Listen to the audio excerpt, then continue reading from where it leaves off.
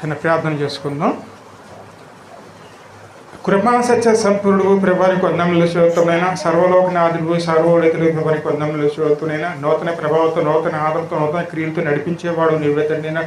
ఈరోజు అత్యంత పరిశుద్ధమైన పునరుత్థానం తండ్రి వందములు శివత్వనైనా విశ్రాంతి ప్రభైన నీ యొక్క మీ యొక్క సన్నిధిలో ప్రభునైనా నీ కృపలో నిలిపి ఉండే విధంగా మీరు నడిపించే విధానం బట్టి వందములు శివత్వనైనా కొడుకునే బిడ్డలందరూ జ్ఞాపకం చేసుకుంటుందండి. ఆదరించండి, ఆయన ఆశీర్వించండి, బలపరచండి ప్రభునైనా. మీరు మాట్లాడుతూ ప్రతి మాటను భద్రం చేసిన కృపను కూడా అనుగ్రహించి నేను మంచి నేల ప్రయత్నంగా నిరంతరంగా ఫలించబడదు. నేను ఆదరించి అంతవరకు నేను బిడ్డగా అందరికీ తోడేయండి. నేను నూతన ప్రభావంతో నేను ఆశీర్వించబడదు, దీవించి ఆశీర్వించమని యేసయ్య యొక్క నామములో అడిగి వేడుకుంటున్నాం తండ్రి. వాక్యం జ్ఞాపకం చేసుకుందాం. ఆదికాండం 28వ అధ్యాయంలో 12వ వచనం జ్ఞాపకం చేసుకుందాం.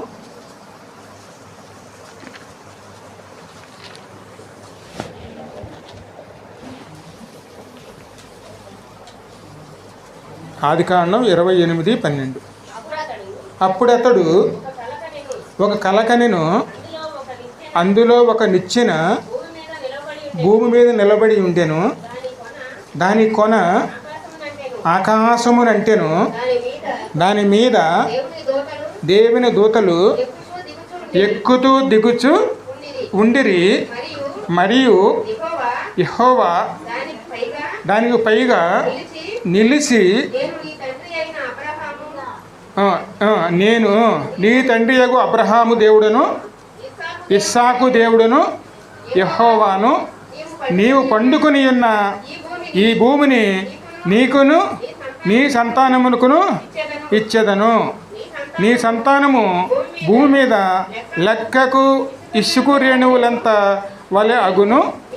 నీవు పడమటి తట్టును, తూర్పు తట్టును, ఉత్తరపు తట్టును, దక్షిణ తట్టును వ్యాపించెదవు. భూమి యొక్క వంశములన్నీ నీ మూలముగాను నీ సంతానం మూలముగాను ఆశీర్వదించబడును. ఇదిగో నేను నీకు తోడయుండి నీ వెళ్ళు ప్రతి స్థలమునందు నిన్ను కాపాడును, ఈ దేశమునకు నిన్ను మరల రప్పించేదను. నేను నీతో చెప్పినది నెరవేర్చే వరకు నిన్ను విడవనని చెప్పగా యాకోబు నిద్ర తెలిసి నిశ్చయముగా యెహోవా ఈ స్థలమందున్నాడు, అది నాకు తెలియకపోయినని భయపడి ఈ స్థలమునకు ఎంతో భయంకరము, ఇది దేవుని మందిరమే కానీ వేరొకటి కాదు, పరలోక గవిని అదే అనుకొనెను. తెల్లవారినప్పుడు యాకోబు లేచి తాను తలగడగా చేసుకుని రాయి తీసి దానిని స్తంభముగా నిలిపి దాని కొన మీద నూనె పోసెను. మరియు అతడు ఆ స్థలమునకు బేతేలు అనే పేరు పెట్టెను. హల్లెలూయా. ఇక్కడ ప్రభు దర్శనాన్ని ఇస్తున్నారు. ఎవరికి ఇస్తున్నారు దర్శనాన్ని? యాకోబుకి. యాకోబు ఎవరు? అబ్రహాము యొక్క మనవడండి. అబ్రహాముకి దేవుడు వాగ్దానం ఇచ్చాడు. ఆ వాగ్దానాన్ని ఇక్కడ మనవడు కూడా తెలియజేస్తున్నాడండి. నేను ఎడబాయను, నువ్వు పండుకున్న స్థలము నేను నీకు ఇచ్చేదను, నీకు ఆది నుంచి అంతవరకు నేనే తోడి ఉంటానని చెప్పి నేను వాగ్దానం ఇస్తున్నారండి. ఇక్కడ ఈ దర్శనాన్ని బట్టి మనం చూడాలి. ఎందుకంటే ఈ యొక్క దర్శనం మనకి ఏం కనపడుతుంది? భూమికి ఆకాశానికి మధ్యన ఒక నిచ్చెన అనేది కనపడుతుందండి. ఎందుకంటే భూమికి ఆకాశానికి ఈ మధ్యన ఏమున్నది? పెద్ద నిచ్చెన. ఆ నిచ్చెన మీద ఎవరు వెళుతున్నారని? దేవదూతలు వెళుతున్నారు. ఆ నిచ్చెన మీద పైన చివరన యెహోవా నిలిచి ఉన్నారు. మరి ఈ యొక్క దర్శన భావం ఏమిటి అనేది ఈరోజు మనం జ్ఞాపకం చేసుకోవాలండి. భూమికి ఆకాశానికి మధ్య నిచ్చెన ఎవరు? ఈ నిచ్చెన సాదృశ్యం ఏమిటి? ఆయనే మనకు తోడై ఉంటారు. మనం ఎక్కడికి వెళ్తున్నా సరే అక్కడ మనకు తోడై ఉండి మిమ్మల్ని నేను నడిపిస్తాను అంటున్నారే. ఇదే దర్శనం మరొక చోట మనకు కనపడుతుంది. యోహాను సువార్త 1వ అధ్యాయం 51వ వచనం.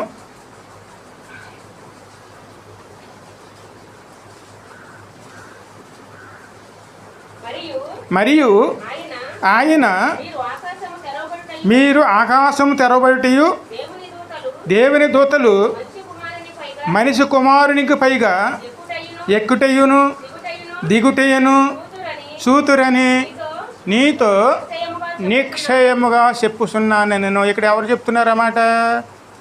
యేసే చెప్తున్నారండి. అదే దర్శనాన్ని గురించి ఇక్కడ మాట్లాడుతున్నారండి. ఎందుకంటే ఇక్కడ నతనయేలుకి వీళ్ళందరికీ ఏం చెప్తున్నారు?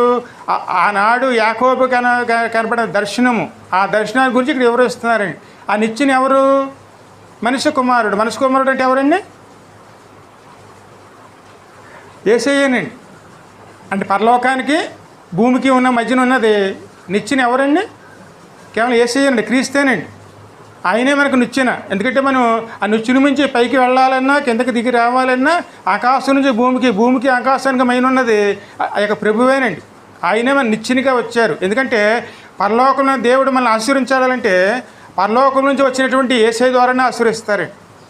ఆశీర్వాదాలన్నింటినీ కూడాను యేసయ్య ద్వారానే మనకు ఆశీర్వించబడతామండి. అలాగే మనకి ఇమోషన్ రావాలన్నా యేసయ్య ద్వారానే ఇమోషన్ వస్తుందండి.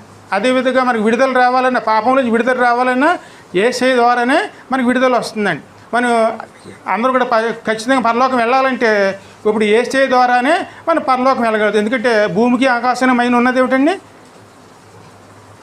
కేవలం యేసయ్య నిచ్చెన. ఆ నిచ్చెన ఎవరు? క్రీస్తు మాత్రమే. ఆ మాటే చెప్తున్నారండి. అందుకే నేనే మార్గము, నేనే సత్యము, నేనే జీవము. ఆ మాట యోహాను సువార్త 14:6 ఉంటుందాం.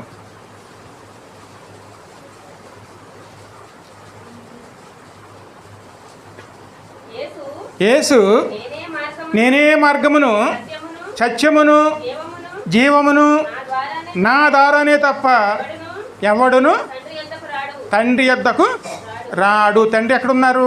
పరలోకంలో ఉన్నారు. అదేవిధంగా మనం ఎక్కడున్నాం? భూలోకంలో ఉన్నాం. ఇప్పుడు ప్రభువు ద్వారా తప్ప మన పరలోకానికి ఎవరు వెళ్ళలేరండి. అది అసాధ్యమండి. ఎందుకంటే ఆయన పరిశుద్ధుడు. పరలోకం పరిశుద్ధమైంది. మన పాపంలో పడి ఉన్నాం, పాపంతో నిండి ఉన్నాం, పాపంతో భూమిని అంతా నింపేశాం. కాబట్టి మనం పరలోకానికి వెళ్ళటానికి అసాధ్యమండి. మరి పాపం నుంచి విడుదల ఇచ్చేది ఎవరు? యేసయ్య మాత్రమే. అందుకే ఆయన వచ్చారాయన పరలోకానికి మార్గం తెరవడానికి.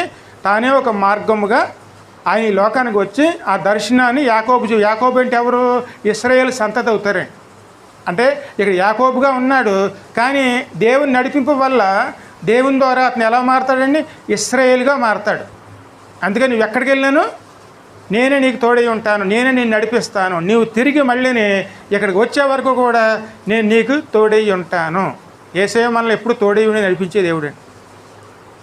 ఆయన ఆది నుంచి అంతవరకు కూడా మన తోడై ఉండి పరలోకాన్ని నడిపించేటువంటి దేవుడు. కేవలం ఆయన నమ్ముకుని ఆయన మీద విశ్వాసంతో ఆయన ద్వారా నడుచుకునేవారునే ఉండాలి. ఆయన నమ్ముకున్నాం అనుకోండి, ఆయన ద్వారా నడుచుకుంటే ఖచ్చితంగా ఆయన మనల్ని విమోచకుడిగా రక్షకుడిగా తోడై ఉంటాం. మరి ఆయన ఎవరు?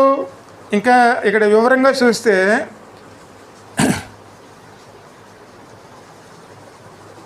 నిర్గమకాండం 33:14 చూడమ్మా.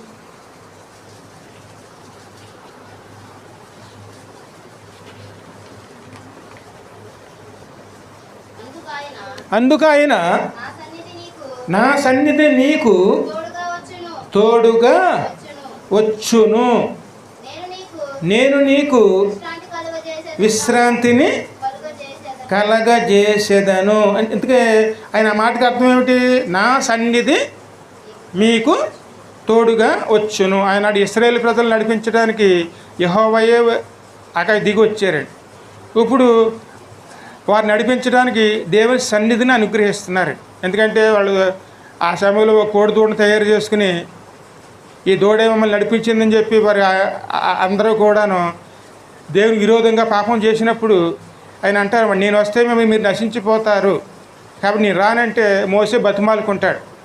అయ్యా నువ్వు రాకపోతే మేము ఒక్క అడుగు కూడా ముందుకి వెయ్యలేము, నువ్వు రావాల్సిందే అని ఆయన బతిమాలుకున్నప్పుడు దేవుడు అంటాడు, నా సన్నిధిని నీకు తోడుగా పంపిస్తాను, నీకు విశ్రాంతిని ఇస్తాను, నువ్వే ఆ సన్నిధే మిమ్మల్ని నడిపిస్తుంది. ఎక్కడ నడిపిస్తుంది? వాళ్ళందరినీ కానానుకండి. కానాను అంటే పరలోకం. అక్కడ నడిపించబడేది కేవలం మనల్ని ఎవరు నడిపిస్తారండి? ఆయన వాగ్దానం ఇచ్చినట్టు సన్నిధి అండి. సన్నిధి ఎవరు? అమ్మ సన్నిధి అంటే దేవాలయం అండి.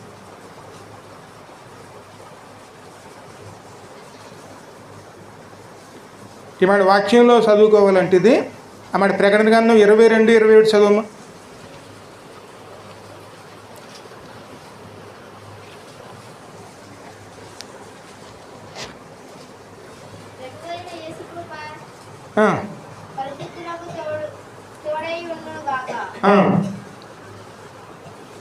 నువ్వు చదువు.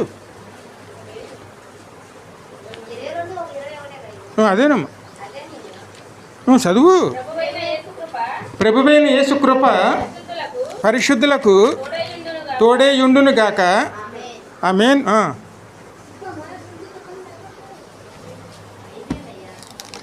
ఒక్క నిమిషం ఆగు.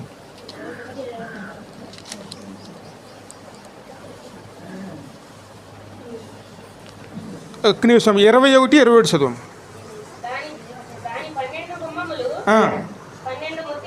12 ముత్యములు ఒక్కొక్క గుమ్మము ఒక్కొక్క ముత్యముతో పట్టణపు రాజవీధి శుద్ధ సువర్ణమేదై స్వచ్ఛమైన స్ఫటికమును పోలి ఉన్నది. దానిలో ఏ దేవాలయమును నాకు కనబడలేదు. సర్వాధికారి అయిన దేవుడగు ప్రభువును. ఇందుకు దేవాలయం అంటే ఎవరు? సర్వాధికారి అయిన దేవుడగు ప్రభువును గొర్రె పిల్లయు దానికి దేవాలయమై ఉన్నారండి. సన్నిధి అంటే దేవాలయము. అదేవిధంగా దేవాలయం అంటే ఎవరు?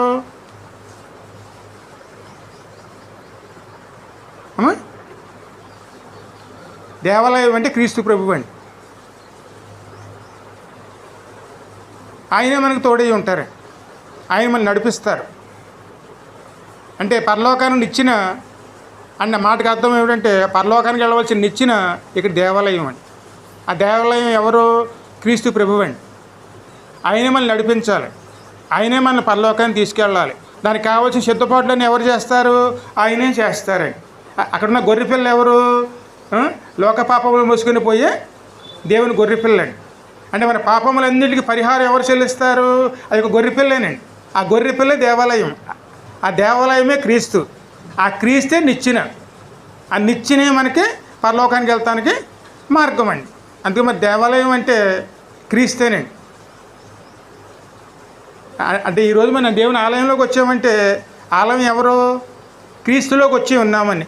ఆ మాటకి రోమీలు 8:1 చదువుమా.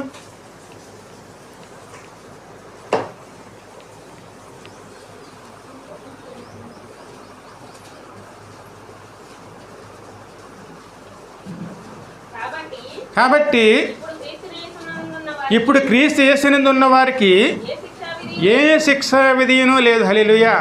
క్రీస్తు యేసునందు అంటే ఆయన సన్నిధానంలోను, ఆయన ఉన్నటువంటి దేవాలయంలోను, ఆయన మార్గంలోను, ఆయన ద్వారా పరలోకానికి వెళ్తానికి ఆయన ద్వారా నడిపించబడుతున్న వారమైతే ఆయనే మన పాపములన్నిటికీ కూడాను పరిహార కింద ఆ గొర్రెపిల్ల యొక్క రక్తము ద్వారా మనల్ని విమోచించి రక్షించి మన పరలోకానికి తీసుకెళ్ళటానికి ఆయనే వాళ్ళు నడిపిస్తారండి. అందుకే యేసుక్రీస్తుని ఉన్న వారికి ఏ శిక్ష విధియను లేదండి. అందుకే ఆయన పరలోకానికి వెళ్ళటానికి ఒక మార్గం. ఆ మార్గాన్ని ఏం చేసుకోవాలి? మనం ఖచ్చితంగా మనం అందరూ సద్వినియోగం చేసుకున్నాం అనుకోండి, దేవాలయమే పరలోకానికి మార్గం అవుతుందండి. ఆ దేవాలయంలో మనకి ఏం దొరుకుతుంది? మన పాపములు, అపరాధం, దోషములు అన్నింటినీ కూడా ఆ గొర్రెపిల్ల రక్తము ద్వారా బలిపీఠం మీద ప్రోక్షించబడి మనకి విడుదల, పరలోక రాజ్యానికి వెళ్ళటానికి, మార్గంలోకి వెళ్ళటానికి మనకి అర్హత కూడా దేవుడు మనకు అనుగ్రహిస్తారు. అందుకే ఆయనే మార్గం. అందుకే నేనే మార్గము, నేనే సత్యము, నేనే జీవము. ఆ దర్శనాన్ని యాకోబుకి ఆయన ఇస్తున్నారండి. యాకోబు అంటే ఇశ్రాయేలు ప్రజలని అర్థమండి. అంటే ఆయన లేకపోతే ఎవరు కూడా పరలోకం వెళ్ళలేరండి. పరలోకమే కాదండి, దేవుని యొద్ద నుంచి మన దీవుని రావాలంటే యేసయ్య ద్వారానే వస్తుందండి. ఆయన దీవించాలన్నా, మనల్ని రక్షించాలన్నా, మనల్ని విమోచించాలన్నా యేసయ్య ద్వారానే తప్ప మరొక దాని ద్వారా మనకి ఏ విధంగా కూడా దేవుని యొద్ద నుంచి మనకి సహాయం అనేది రాదండి. ఆ మార్గం కింద ఎవరు వచ్చారు? యేసయ్య మాత్రం వచ్చి పరలోకానికి భూమికి ఉన్న మధ్యవర్తి ఆయనని. మొదటి తిమోతి 2:4 చదువమ్మా.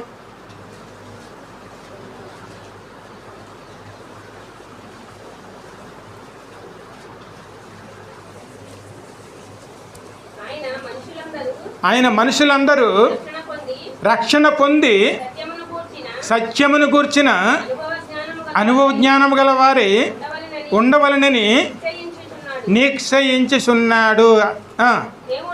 దేవుడు అక్కడే దేవునికి నరులకును మధ్యవర్తియు ఒక్కడే. ఇందుకు మధ్యవర్తి అంటే ఎవరు?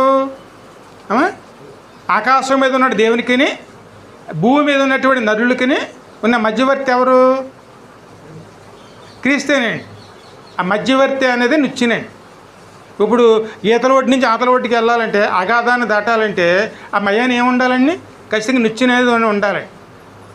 అంటే అవతలకి వెళ్ళాలి. అవతలకి వెళ్ళాలంటే మనకి వంతెనైనా కావాలి.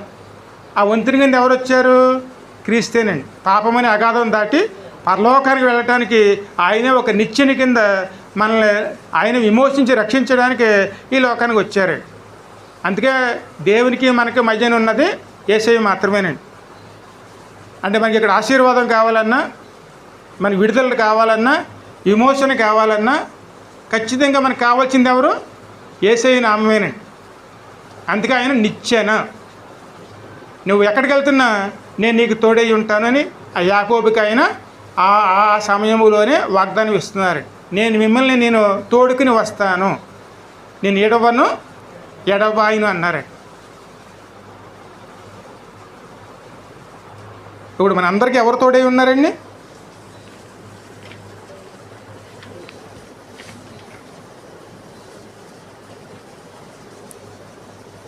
సరే, యోహాను సువార్త 3:36 చదువమ్మా.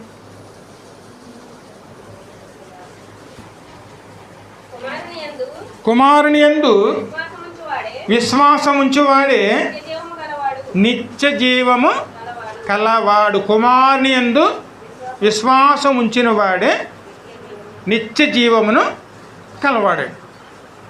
ఆయన ఏదో విశ్వాసం ఉంచాలి, ఆయన సన్నిధానంలోకి రావాలి, మన నమ్మకంతో మన సమస్యలు చెప్పుకోవాలి, ఆయన తీరుస్తాడని విశ్వాసంతో ఆయన మీద ఆధారపడి ఆయన ద్వారా ముందుకెళ్ళడానికి నిశ్చయించుకునేవారునే ఉండాలి. నమ్మాలి. నమ్మిన తర్వాత ఏం చేయాలి?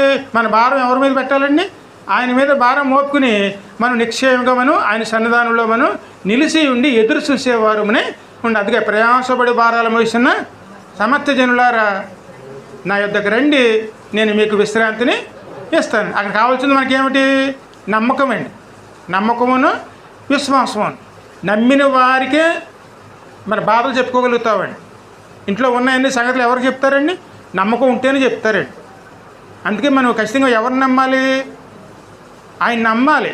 నమ్మి ఆయన ద్వారా మనం దేవుళ్ళు అంటే ఆయన సన్నిధానానికి నడిచేవారునే ఉండాలి. ఎందుకంటే పరలోకంలో తండ్రి దగ్గరికి వెళ్ళాలంటే కుమారుడి మీద విశ్వాసంతోనే నడవాలి. ఆయన మీద ఆనుకుంటేనే పరలోక రాజ్యానికి వెళ్ళడానికి మనకు మోక్షం దొరుకుతుందండి. అంటే పరలోక మార్గాన్ని తీసుకెళ్ళేది ఎవరు? ఆయన మాత్రమేనండి. ఆయన తప్ప మరొక విషయం అనేది మనకు దొరకదండి. అందుకే నేనే మార్గము, నేనే సత్యము, నేనే జీవము. మరి ఆయనలోకి వెళ్ళాలంటే మనం ముఖ్యమైనవి 3 ఉన్నాయి. ఒకటి, మార్గాన్ని ఎన్నుకోవాలి. ఆ తర్వాత ఆయన సత్యంలో నిలవాలి. ఆ తర్వాత ఆయన జీవములో మనం నిలుసుని ఆయనతో కలిసి నడిచేవారునే ఉండాలి. ఈ 3 మనలో ఉండాలండి. ఒకటి మార్గం, రెండోది అది సత్యం, అదేవిధంగా మూడోది ఆయన జీవం అండి. ఈ 3 లేకుండా మనం దేవునితో నడవటం అనేది అసాధ్యం అండి. ఎందుకంటే నేనే మార్గము, నేనే సత్యము, నేనే జీవము. ఈ 3 ఉంటేనే పరలోకానికి ఆ నిచ్చెన మీద మనం అంటే ప్రభు ద్వారా మనం ఖచ్చితంగా పరలోకానికి చేరుకునే వారమే ఉంటామండి. ఆ యొక్క దర్శనాన్ని ఎవరికి ఇస్తున్నారు? ఆనాడైతే యాకోబుకి, ఈనాడైతే అక్కడ నెతానియేలుకి, వీళ్ళందరికీ ఇస్తున్నారు. మీరు తెలుసుకుంటారు.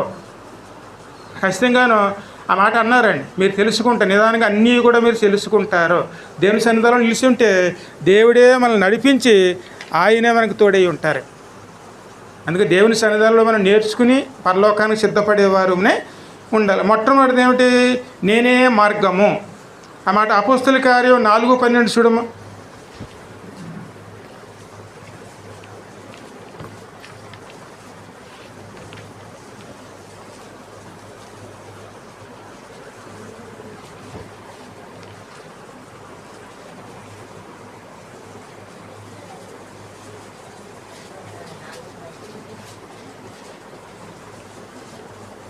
నూట 6 పేజీ.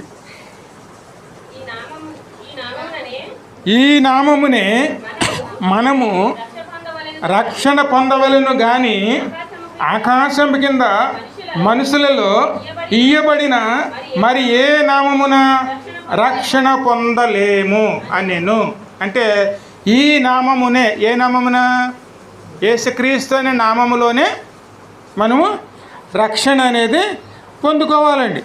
ఈ నామమునే మనం రక్షణ పొందవలను కానీ ఆకాశం కింద ఉన్న మనుషులలో ఇయ్యబడిన మరి ఏ నామమున రక్షణ పొందలేరు అనెను. అంటే మనకి ఇంకొక నామంలో రక్షణ లేదండి. అంటే మనకి విమోచన లేదు, ఆశీర్వాదం లేదండి. దేవుని మనం విడిపించాలన్నా సరే ఏ నామంలో విడిపిస్తారైనా? యేసే నామంలోనే అండి. దేవుడు మనం ఆశీర్వించాలంటే యేసే నామంలోనే ఆశీర్వించాలండి. అదేవిధంగా మరి ఇక్కడ యేసై అంటే ఎవరు? యేసై అంటే దేవుని కుమారుడే. కానీ ఆయనకి ఇంకోటి ఉందండి, సన్నిధి అని అర్థం అండి. యేసై అంటే సన్నిధి. అమర్ సన్నిధి అంటే ఎవరు? సన్నిధి అంటే దేవాలయం అండి. దేవాలయం అంటే ఎవరు? క్రీస్తు. క్రీస్తు అంటే ఎవరు? నుచ్చెన. నుచ్చెన అంటే ఎవరు? మనిషి కుమారుడు. ఇవన్నీ కూడా ఒకదానికో లింకేజ్ ఉంటాయి. ఎన్నిటికీ మూలం ఎవరు? యేసయ్య మాత్రమేనండి. అందుకే నేనే మార్గము, నేనే సత్యము, నేనే జీవము. అందుకే దేవాలయం అంటే క్రీస్తు అండి. క్రీస్తు అంటే దేవుని సన్నిధి. ఆ సన్నిధే మనకి పరలోకానికి వెళ్ళడానికి మార్గం అండి. ఈ మార్గం తప్పించి ఇంకో మార్గం. అంటే దేవుడు మనల్ని ఆశీర్వించాలన్నా, మనకు ఉన్న స్థాయి ఇవ్వాలన్నా ఆయన ఏ స్థానంలో నుంచి మనకి ఇస్తారు? అది దేవుని సన్నిధానంలో ఉంచండి. అందుకే ఈ సన్నిధానం నిజంగా మొరపెడితే సమీపంగా ఉండి ఆలకించే దేవుడు అండి. ఆనాడు సొలొమోను మహారాజుకి దేవుడికి వాగ్దానం ఇచ్చాడండి. ఈ మందిరం నిర్మించినప్పుడు, కొత్తగా ఈ మందిరం నిర్మించినప్పుడు ఈ సన్నిధానంలో ఎవరు ప్రార్థన చేసినా సరే వారికి నేను ఆశీర్వదిస్తానని దేవుడు వాగ్దానం ఇచ్చారండి. ఆ వాగ్దానం ఎవరి వల్ల నెరవేరుతుంది? యేసయ్య ద్వారానే. అందుకే మనం దేవుని సన్నిధానం నిర్లక్ష్యం చేసుకున్నాం అనుకోండి, ఒక ఆశీర్వాదాన్ని పోగొట్టుకున్నవారు అవుతాం. అందుకే మన రక్షకుడు ఎవరు? ఆయన మాత్రమేనండి. అదేవిధంగా 3:16 చూడమ్మ యోహాను.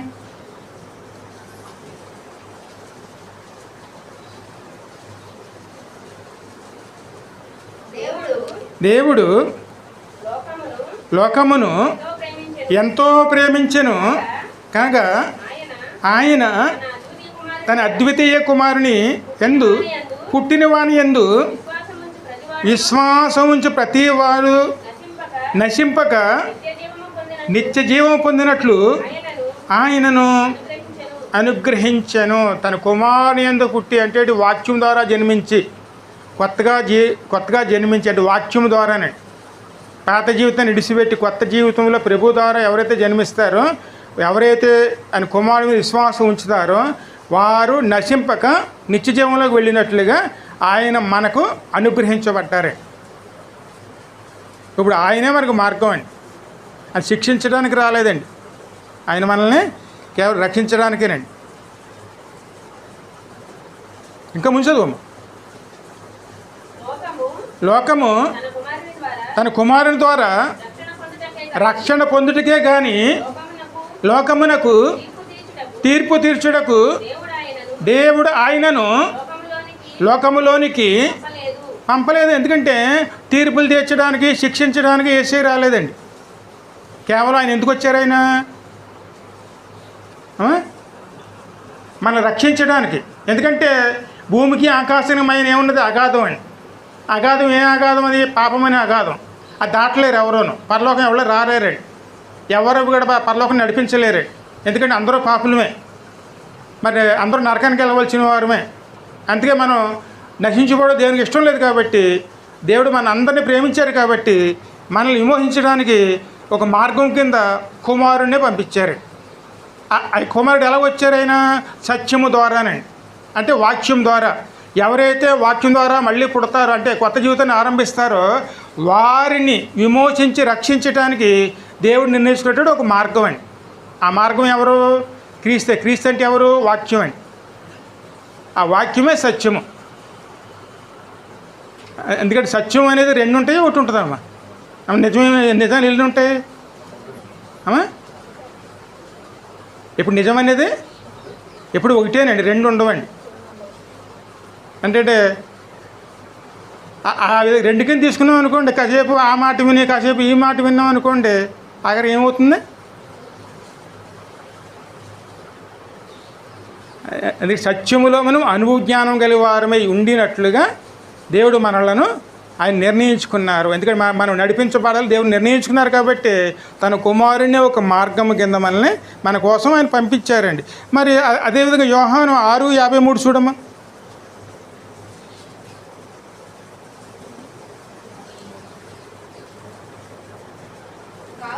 కావున యేసు ఇట్లనెను, మీరు మనుష్య కుమారుని శరీరము తిని ఆయన రక్తము త్రాగితేనే కానీ మీలో మీ జీవము కలవారు కారు. ఎందుకంటే మన జీవం కలిగేలా ఉండాలంటే ఇప్పుడు ఎవరిని తీసుకోవాలి? మనం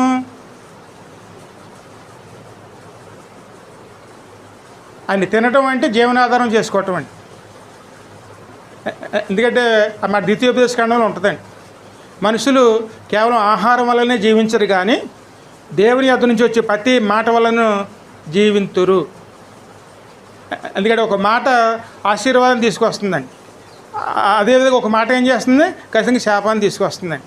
ఆశీర్వాదకరు ఎవరు వచ్చారు? దేవుని వాక్యం అండి. ఆ వాక్యం ఎవరు? క్రీస్తు అండి. వాక్యాన్ని మనం స్వీకరించి ఆ మాట ద్వారా మనం ఆయన మార్గంలో నడుచుకుంటూ ఆయన ఆధారం చేసుకుని ఎవరైతే ముందుకు వెళతామో జీవము కలిగిన వారి కింద మనం ఆయన సన్నిధానం నడవగలుగుతామండి. అందుకే నేనే మార్గము, నేనే సత్యము, నేనే జీవం. ఆయన శరీరం తీసుకుంటున్నామంటే ఆయన జీవాన్ని మనం తీసుకుంటున్నట్టండి. ఆయన ఆధారం చేసుకుని జీవిస్తున్న వారమే ఉంటామండి.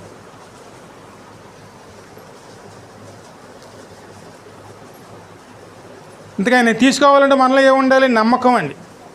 ఆ నమ్మకం రావాలంటే నిర్గమకాండంలో 3:14 చూడమ్మా.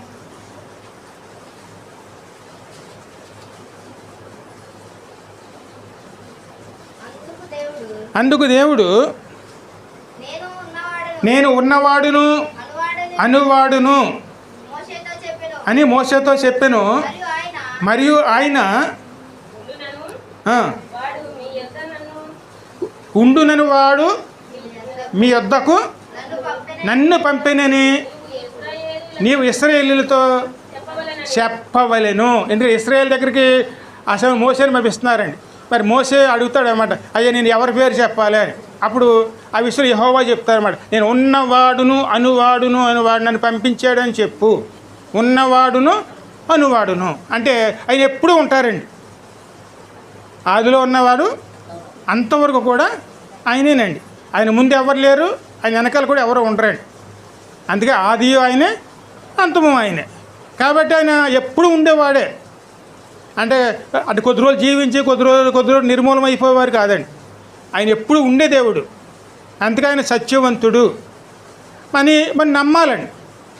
అందుకే నమ్మకంతో విశ్వాసముతోనూ ఆయన మీద విశ్వాసముతోనూ ఆయన ద్వారా జీవించామనుకోండి, ఖచ్చితంగా మన విమోచన అనేది దేవుడు మరి అనుగ్రహిస్తాడు. అదే మాట యేసయ్య కూడా అన్నారు చూడండి, యోహాను 8:24 చూడమ్మా.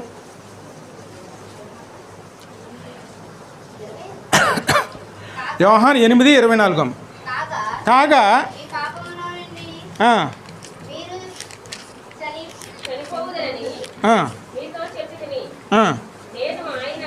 నేను ఆయనను మీరు విశ్వసించిన ఎడల మీరు మీ పాపములోనే అమ్మా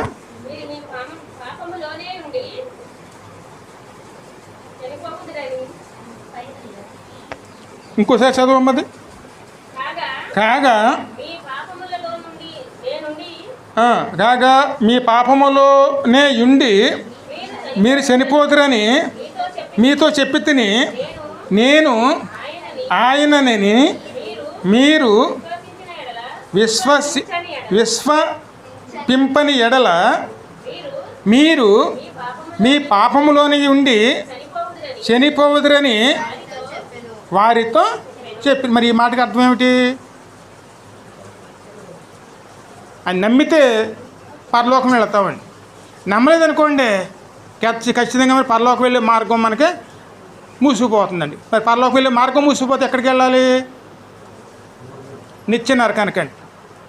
నేనే ఆయనని నమ్మాలి. మరి ఆయన ఎవరు?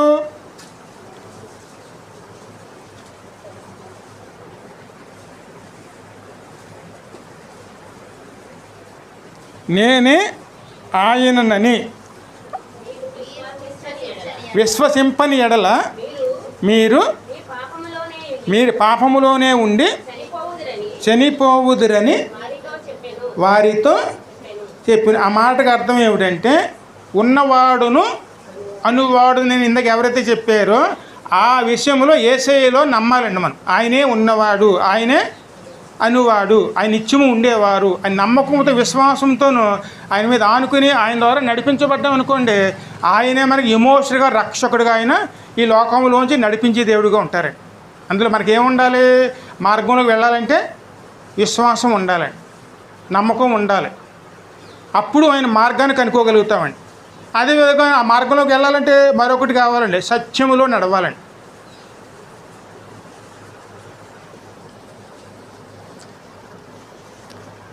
మత్తయి సువార్త 5:8 చదవమా.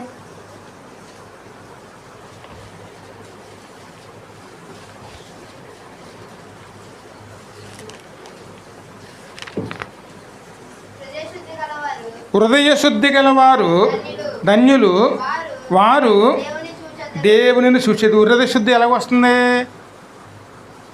దేవుని వాక్యం వినటం వల్లనండి. అందుకే దేవుని వాక్యం ఏం చేస్తుంది? మనల్ని శుద్ధి చేస్తుందండి. అందుకే ఆయన వాక్యం మనల్ని శుద్ధి చేస్తుంది. ఆ వాక్యం ఎటువంటి వాక్యము? సత్యము.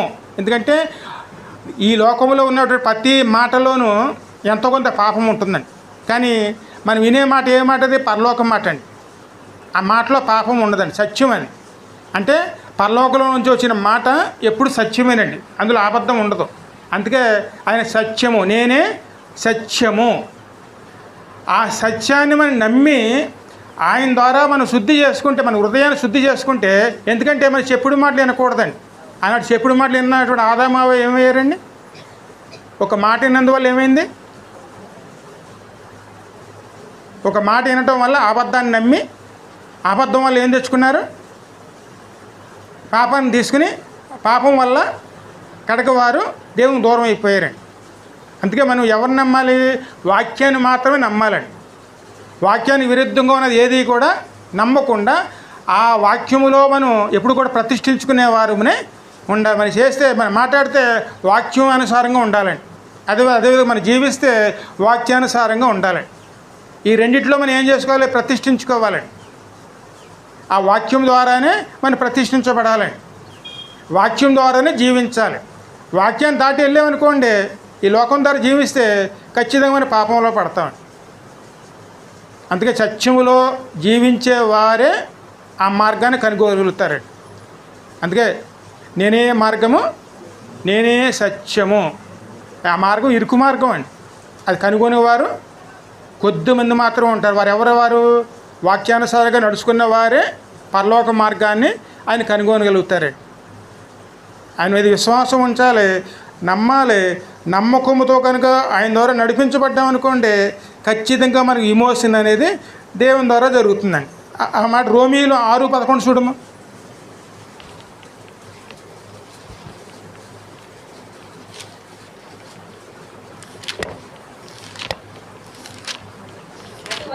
అటువలే మీరును పాపం విషయమే మృతులుగాను దేవుని విషయమే క్రీస్తు యేసునందు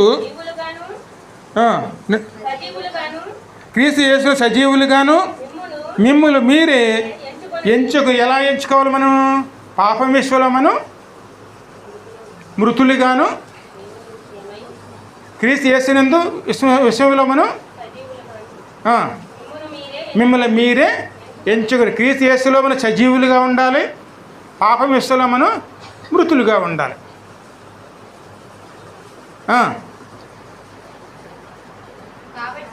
కాబట్టి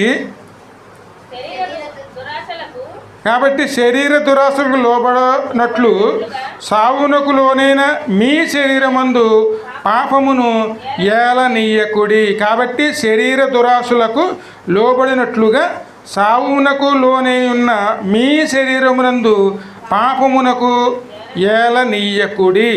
మరియు మీ అవయములను దుర్నీతి సాధనములుగా పాపమునకు అప్పగింపకుడి. ఎందుకంటే మన సాధనములు అంటే ఏమిటి? మన చేతులు ఉన్నాయి, అదే మన నోరు ఉంది, అదేవిధంగా మన చెవులు ఉన్నాయి.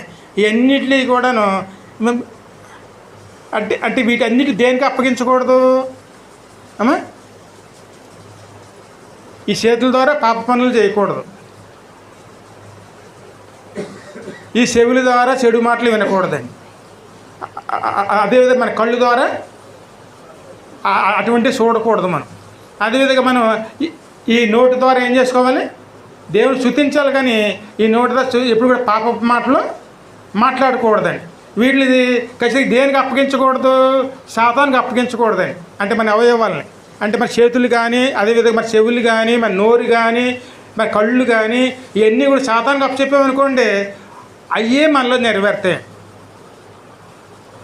ఆ విధంగా మనం ఆ యొక్క పాపానికి బానిసలం అయిపోయి కడకు వచ్చేటప్పటికి దేవునికి దూరం అయిపోతామండి. ఈ చేతుల ద్వారానే పాపం చేస్తాం, అదేవిధంగాను ఈ చెవుల ద్వారానే పాపం మాటలు వింటూ ఉంటామండి. మీ అవయవములను దుర్నీత సాధనములుగా పాపమునకు అప్పగించకుడి. అంటే ఆ మాటకి అర్థం ఏంటంటే, దుర్నీతి సాధనములు అంటే ఏమిటి? వాటి ద్వారా మనం సాతానికి అప్పచెప్పుకోకూడదండి.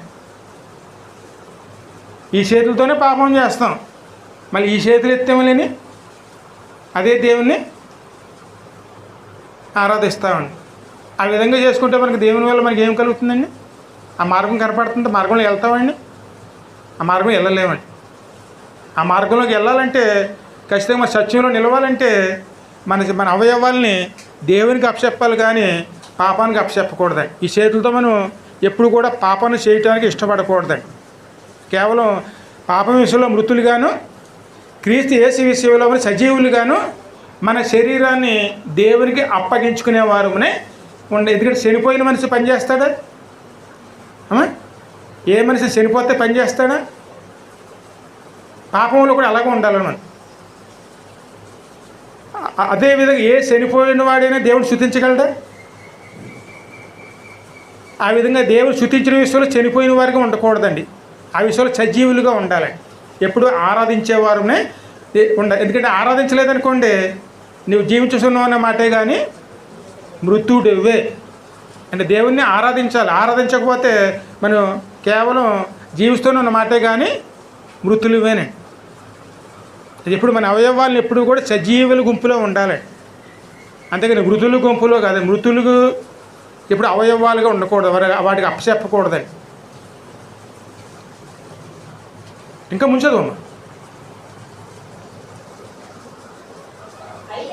అయితే మృతులలో నుండి సజీవులమనుకొని మిమ్ములను మీరే దేవునికి అప్పగించుకొనుడి. ఆ నిర్ణయం ఎవరు తీసుకోవాలి? సత్యాన్ని నమ్మాలంటే ఎవరు చెప్పిన మాటలు వినడం కాదండి. మీకు మీరే తెలుసుకుని, మీరే గ్రహించుకుని మన అవయవాలని దేవునికి మనకు మనమే అర్పించుకునేవారమనే ఉండాలి. అలా అర్పించుకుంటేనే దేవుణ్ణి ఆరాధించిన వారం అవుతామండి. ఆ మాట మీరు ఇదే రోమియోలో 12వ అధ్యాయం 1వ వచనం చూడమ్మా.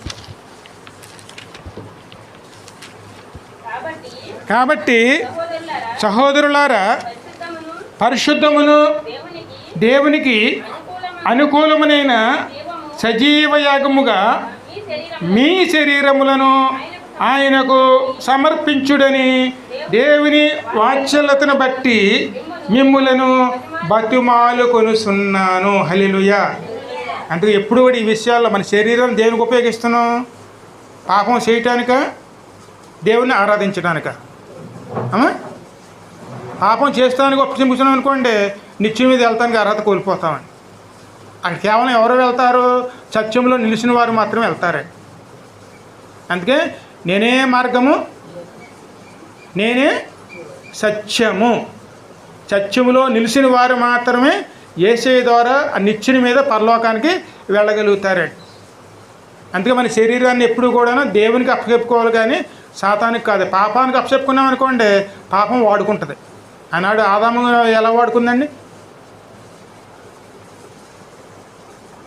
వాళ్ళు చేసిన పొరపాటు, వాళ్ళ మాటలు వినడానికి చెవులు అప్పగించారు. ఆ తర్వాత ఆమె చెప్పిన పని చేయడానికి చేతులను అప్పచెప్పారు. తిన్నంగా వెళ్ళారు, వద్దన్న పండుని కోసుకున్నారు, అదే నోటితోనే తినేసారు. కాడకు వచ్చేటప్పటికి ఆ ఇంట్లోకి ఏం తెచ్చుకున్నారండి? ఆ మాట విన్నందువల్ల ఏమైంది? ఆఖరి శాపాన్ని తెచ్చుకుని దేవునికి దూరం అయిపోయారు.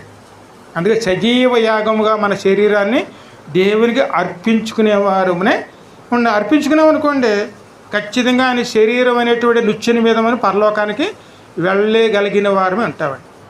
ఎందుకంటే మనం నడిపించేవారు ఎవరు? శక్తిగల దేవుడే.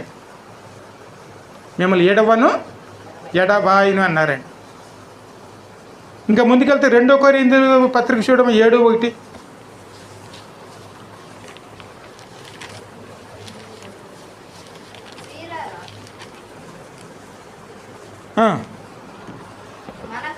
మనకు ఈ వాగ్దానంలో ఉన్నవి గనుక దేవుని భయముతో పరిశుద్ధతను సంపూర్తి చేసి కొనుసు శరీరమునకు ఆత్మనకు కలిగిన సమస్త కల్మషము నుండి మనలను పవిత్రులుగా చేసుకొందుము. మరి శరీరానికేనే ఆత్మకు కలిగినటువంటి సమస్త కల్మషము నుండి మనల్ని పవిత్రులుగా చేసుకుందాం. పవిత్రులు చేసుకోవాలంటే ఎవరి ద్వారానో?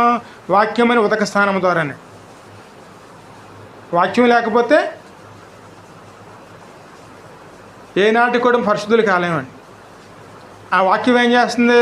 మన అంతరంగ హృదయంలో ఉన్నటువంటి పాపాన్ని అంతటి కడిగివేసి హృదయ శుద్ధితో మనల్ని దేవుని నిలుపుతుంది. అందుకే శరీరానికి ఉన్న మలినము, ఆత్మకున్న మలినము, రెండింటిని కడిగి మనల్ని పరిశుద్ధులుగా నిలుపుతుందండి. అంత చేసుకోవాలంటే ఏం చేసుకోవాలి? దేవుని సన్నిధానంలో మీరు దేవుని భయముతో పరిశుద్ధతను సంపూర్తి చేసి కొనుసు శరీరమునకు ఆత్మను కలిగిన సమస్త కల్మషముల నుండి మనలను పవిత్రులుగా చేసుకొందుము. మమ్మును మీ హృదయములో, అందుకే వాక్యం ద్వారానే మనం ఖచ్చితంగా మన సత్యంలో నడుచుకునేవారమే ఉండగా. అదేవిధంగా మరొకటి ఏమన్నది? జీవం అండి. ఆ మాట 1 యోహాను పత్రిక 5వ అధ్యాయం చూడండి, 11 నుంచి 12 వచనాలు.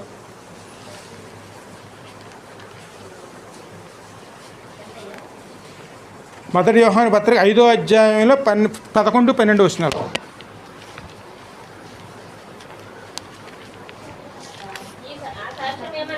ఆ సాక్ష్యం ఏమనగా దేవుడు మనకు నిత్య జీవమును దయచేసెను. ఈ జీవము ఆయన కుమారుని యందున్నది.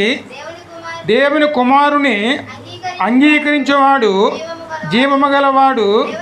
దేవుని కుమారుని అంగీకరింపని వాడు జీవము లేనివాడే.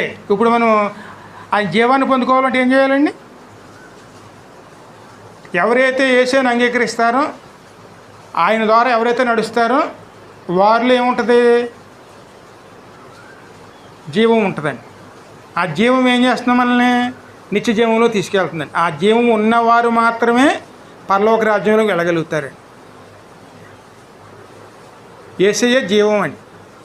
ఆ జీవాన్ని తీసుకోవాలంటే మనం ఆయన వాక్యం ద్వారా నడిపించబడుతున్న వారునే మనం ఎవరైతే అంగీకరిస్తారో, ఎవరైతే ఆయన ద్వారా జీవించడానికి ఇష్టపడతారో వారు మాత్రమే ఖచ్చితంగా పరలోక రాజ్యానికి వెళ్ళగలుగుతారు. అందుకే దేవుని కుమారుని అంగీకరింపని వాడు జీవము లేనివాడే. దేవుని కుమారు నామమునందు విశ్వాసముంచి మీరు నిత్య జీవము గలవారమని తెలుసుకున్నట్లు నేను ఈ సంగతులను మీకు వ్రాయిచున్నాను. దేవుని కుమారుని యందు విశ్వాసం ఉంచుకున్న వారు నిత్య జీవానికి కలిగి ఉన్నవారని అది మనం తెలుసుకున్నట్లుగా ఈ సంగతులను మీకు రాయిస్తున్న. నిత్య జీవం ఎవరిలో ఉంది? యేసయ్యలోను మాత్రమేనండి. ఆ నిత్యంలోంచి మనం వెళ్ళాలంటే ఆ జీవాన్ని పొందుకుని పరలోక రాజ్యానికి చేరుకునేవారు. అదేవిధంగా యోహాను 5:27 చూడమ్మా.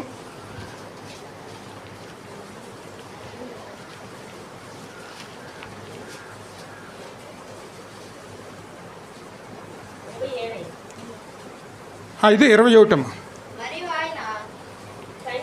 తండ్రి మృతులను ఎలాగో లేపి బ్రతికించునో అలాగే కుమారుడును తనకిష్టం వచ్చిన వారిని బ్రతికించును. తండ్రి ఎవరికి తీర్పు తీర్చుడు కానీ తండ్రిని గణపరచునట్లుగా అందరినీ కుమారుని గణపరచవలని తీర్పు తీర్చుటకు సర్వాధికారము కుమారునికి అప్పగించి ఉన్నాడు. కుమారుని గణపరచిన వాడు ఆయనను పంపిన తండ్రిని గణపరచుడు. నా మాట విని వాని పంపిన విశ్వాసం ఉంచేవాడు నిత్య జీవము గలవాడు.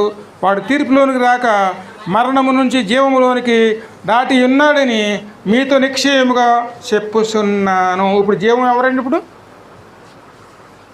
ఎవరైతే ఆయన నమ్ముతారో, ఎవరైతే ఆయన మీద విశ్వాసం కలిగి ఉంటారో వారే నిత్య జీవం కలిగిన వారే. ఆయన ఎందు మళ్ళీ ఏముండాలి? కేవలం విశ్వాసం అండి. ఎందుకంటే చనిపోయిన వారి చేత లేపగలిగే శక్తిమంతుడండి. ఆ సంఘటనలు జరిగినాయి. అవన్నీ బైబిల్లో కూడా చదువుతాం, కొన్ని మన జీవితాల్లో కూడా కనపడుతూ ఉంటాయి. చనిపోయిన వారి చేత తిరిగి లేపగలిగిన శక్తి గల దేవుడండి. అలాగే మనం ఏదో నరకానికి వెళ్ళవలసిన జీవం లేని వారుగా నరకానికి వెళ్ళవలసిన వారిని మనం నిత్య జీవంలోకి నడిపించగల సామర్థ్యుడు ఎవరు? ఆయనేనే. ఆయనే తీర్పు తీర్చగలడు. ఇప్పుడు తీర్పు తీర్చే అధికారం ఎవరిది? కేవలం యేసయ్య నామంలోనే ఉందండి. ఆయనకి ఇచ్చారండి అది. ఎందుకంటే మరణాన్ని చేయించింది ఆయనే కాబట్టి, పాపాన్ని చేయించింది ఆయనే కాబట్టి ఆయనకే అధికారం ఇవ్వబడింది. ఇప్పుడు మనకు తీర్పు ఎవరు తీరుస్తారండి? ఆ నామానికే ఉందండి. అందుకే ఆయన జీవం. ఆ జీవంలో నిలిచి ఉంటే నమ్మామంటే ఖచ్చితంగా ఆయన మనల్ని విమోచకుడిగా రక్షకుడిగా తోడై ఉండి ఆయన నడిపి. అందుకే నమ్మాలని విశ్వాసంతో నమ్మి ఆయన ద్వారా నడుచుకుంటే ఆయనే మనకు మార్గం. అదేవిధంగా యోహాను 11:20 చూడమ్మా.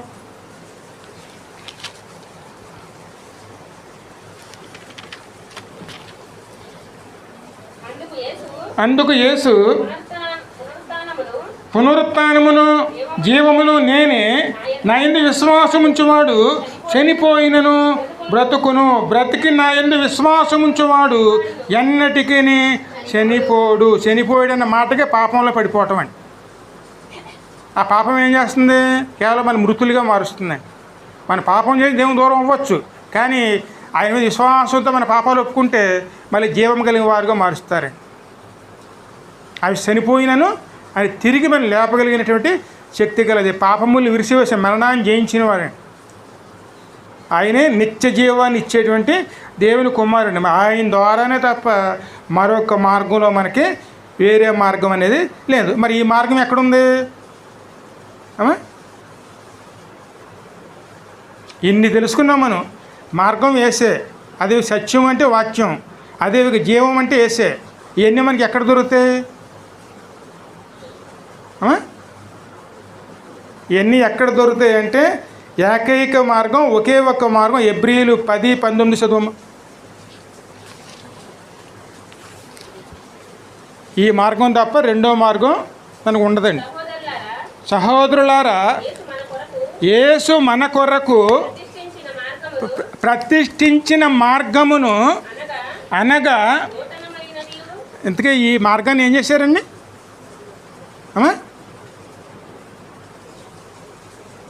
ఈ మార్గాన్ని ఏం చేశారు? ముందు ప్రతిష్ఠించారండి. అంటే ఇది ఈ మార్గం ఏమిటిది?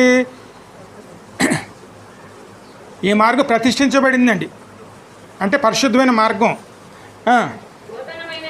నూతనమైనదియు జీవము గలదియును ఆయన శరీరమును తెర ద్వారా ఏర్పరచబడినది అయిన మార్గమున ఆయన రక్తము వలన పరిశుద్ధ స్థలమునందు ప్రవేశించుటకు మనకు ధైర్యము కలిగి ఉన్నదని గనుకను దేవుని ఇంటిపైన మనకు గొప్ప యాజకుడున్నాడు. గనుకను మనస్సాక్షికి కల్మసము తోసకుండినట్లు ప్రోక్షించబడిన హృదయములు గలవారమును నిర్మలమైన ఉదకముతో స్నానము చేసిన శరీరం గలవారమునై ఉండి విశ్వాస విషయములో సంపూర్ణ నిక్షేత కలిగి యథార్థమైన హృదయముతో మనము దేవుని సన్నిధానమునకు చేరుతాము. వాగ్దానం చేసిన వాడు నమ్మదగిన వాడు కనుక మన నిరీక్షణ విషయమే మనం ఒప్పుకొనినది నిక్షేముగా పట్టుకుందాము. కొందరు మానుకొనుచున్నట్లుగా అమ్మా అందరు ఇన్నేటి చెప్పం గట్టిగా అమ్మా కొందరు మానుకొనున్నట్లుగా సమాజముగా కూడుట మానక ఒకనికొకడు హెచ్చరించుచు ఆ దినము సమీపించుట మీరు చూసిన కొలది మరీ ఎక్కువగా అలాగూ చేయుచు ప్రేమ చూపుటకును సత్కారములు చేయుటకును ఒకనినొకడు పూరి కొనపడం వలనని ఆలోచన. ఎందుకంటే కొందరు మానుకున్నట్లుగా, అంటే విశ్రాంతి దినం అంటే పరలోకానికి వెళ్ళే మార్గం అండి. క్రీస్తే మార్గము, క్రీస్తే సన్నిధి, క్రీస్తే దేవాలయము, క్రీస్తే వాక్యము, క్రీస్తే పరలోకాన్ని నిచ్చినండి. సమస్తం ఎవరు? క్రీస్తు ప్రభువేనండి. ఆయనే సమస్తం. ఆయన మనం నిర్లక్ష్యం చేసుకున్నాం అనుకోండి, మన అంతరంగ శుద్ధి ఉండదండి. అంతరంగ శుద్ధి ఎక్కడి నుంచి వస్తుంది మనకి? దేవుని మందిరంలోనే. అంటే మనలో ఉన్న కల్మసాన్ని, అంతరంగంలో ఉన్న కల్మసాన్ని, మన హృదయ తలంపులో ఉన్న కల్మసాన్ని సమస్తము కూడా శుద్ధి చేసేది ఎక్కడ? దేవుని సన్నిధానంలో అండి. అక్కడ మన పరిశుద్ధాత్మ ఏం చేస్తుంది? మనల్ని శుద్ధీకరిస్తుంది. అవన్నీ ఎక్కడ జరుగుతాయి మనకి? దేవుని సన్నిధానంలోనే. ఆయన క్రీస్తు అనే తెర ఆనాడు సమాప్తమైన తర్వాత, ఆయన ప్రాణం విడిచిపెట్టిన తర్వాత అక్కడ దేవాలయంలో ఉన్న తెర రెండుగా చిరిగిపోయి మనకి పరలోక మార్గాన్ని అక్కడ మనకు తెరవబడిందండి. ఆ మాట మీరు మత్తయి సువార్త 27వ అధ్యాయంలో ఉంటుందాం.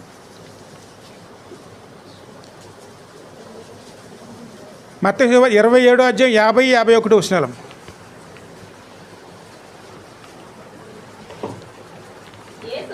యేసు మరల బిగ్గరగా కేక వేసి ప్రాణం విడిచినను. అప్పుడు దేవాలయపు తెర పైనుండి కింద వరకు రెండుగా సినిగెను. భూమి వణికెను, బండలు బ్రద్దలయ్యెను, సమాధులు తెరవబడెను. నిద్రించిన అనేక మంది పరిశుద్ధులు శరీరము లేచెను. వారి సమాధులలో నుండి బయటకు వచ్చి ఆయన లేచిన తర్వాత పరిశుద్ధ పట్టణంలో ప్రవేశించి అనేకులకు అగుపడిరి. హల్లెలూయా. ఆయన శరీరం అనే తెర అంటే, ఆయన శరీరం అనే తెరద అంటే ఇది ఈ యొక్క సన్నిధానమేనే. ఆయన శరీరం రెండుగా చీల్చబడింది. ఇక్కడ మనకు ఉన్నటువంటి దేవాలయానికి ఉన్నటువంటి అడ్డతెర, అంటే పరిశుద్ధ స్థలంలో వెళ్ళలేకుండా ఉన్నటువంటి అడ్డతెర రెండుగా పైనుంచి నిట్ట నీళ్ళుగా సిరిగిపోయి చింపివేయబడి పరలోకానికి వెళ్ళే మార్గం మనకి బయలుపరచబడిందండి. ఆ మార్గం ఎవరు? క్రీస్తు సిలువండి. ఆయన శరీరమే ఈ యొక్క మార్గం అండి. అందుకే నేనే మార్గము, నేనే సత్యము, నేనే జీవము. ఇప్పుడు పరలోకం వెళ్ళే మార్గం అంటే ఈ సన్నిధానం. ఇప్పుడు పరిశుద్ధమైన పట్టణానికి వెళ్ళాలంటే ఈ సన్నిధానం బలిపీఠం మించి వెళ్ళాలి. ఈ బలిపీఠం మించి వెళ్ళగలుగుతాం తప్ప లోకంలో ఏ మార్గంలో వెళ్ళాలని ప్రయత్నం చేసినా అది అసాధ్యమండి. ఈ విషయాలన్నీ కూడా యాకోబుకి ఆ విషయం దర్శనం ద్వారా చూపించాడు కాబట్టి ఆ విషయంలో ఆ మాట ఆయన మాట అంటాడు చూడండి. అయ్యా, నువ్వు తిరిగి మా ఇంటికి మమ్మల్ని తీసుకెళ్ళిపోనిస్తే, నువ్వే తీసుకెళ్తే అదేవిధంగా మేము తినడానికి ఆహారమును, అదేవిధంగా మాకు ఆరోగ్యమును, అదేగా మా ఇంటికి వెళ్ళే విధంగా మళ్ళీ నువ్వు నడిపిస్తే నువ్వేమి ఇస్తున్నావో వాటన్నిటిలోంచి నేను దశమ భాగం తీసి అది 10వ వంతు తీసి నీ సన్నిధానంలో నేను సమర్పించుకుంటాను. ఇది నా తరతరములకు ఉండేటువంటి కట్టడిగా ఆయన ఆ సమయంలో మొక్కుబడి చేసుకున్నారు. ఆ మొక్కుబడి ఇవాళ మనం ఇచ్చే దశమ భాగాలండి. ఈ దశమ భాగాలు ఎప్పుడు మొక్కున్నాడు ఆయన? ఆ రోజేనండి. అప్పటి నుంచి ఇప్పటి వరకు మనం ఆ కట్టడిలోనే ఉంటామండి. అందుకే దేవుడు మన సుఖంగా నడిపిస్తే, అదేవిధంగా మన ప్రాణాలకి రక్షణకర్తగా ఆయన ఉంటే, ఆయన మనకి ఆహారం ఇస్తే, ఆయన ఇచ్చిన దాంట్లో ఏం చేస్తాం మనం? ఇప్పటికీ ఆ మొక్కుబడులు చేస్తాం కదండి. అందుకే మనం వెళ్ళే మార్గం ఎవరు? కేవలం క్రీస్తు మాత్రమే. ఆయన ద్వారా నడుచుకోవాలి. ఆ మార్గంలో నిలిచి ఉన్నవారునే ఆ మార్గంలో నిలిచి ఉన్నాం అనుకోండి, ఖచ్చితంగా పరలోక మార్గంలోకి వెళ్ళగలుగుతామండి. కానీ మరి కేవలం ఇక్కడ అవసరం కోసం నిర్లక్ష్యం చేసుకున్నాం అనుకోండి, నడిపించడానికి ఒక మార్గం లేదండి. మరి ఇక్కడే ఉండాలి, ఇక్కడే జీవించాలి, ఇక్కడే మరణించాలి, కడకే భూమి కింద ఉన్నటువంటి పాతాళానికి ఖచ్చితంగా వెళ్ళిపోవాల్సిందని. అక్కడికి వెళ్ళకుండా ఉండాలంటే దేవుడు మనం ఎంతగానో ప్రేమించి ఇచ్చిన తన ఏకైక కుమారుని ద్వారా మనం ఆ మార్గంలో నడుచుకునేవారునే నడుచుకున్నాం అనుకోండి, మనం విమోచకుడు అక్కడ పరలోకం వెళ్తాం. తీసాం.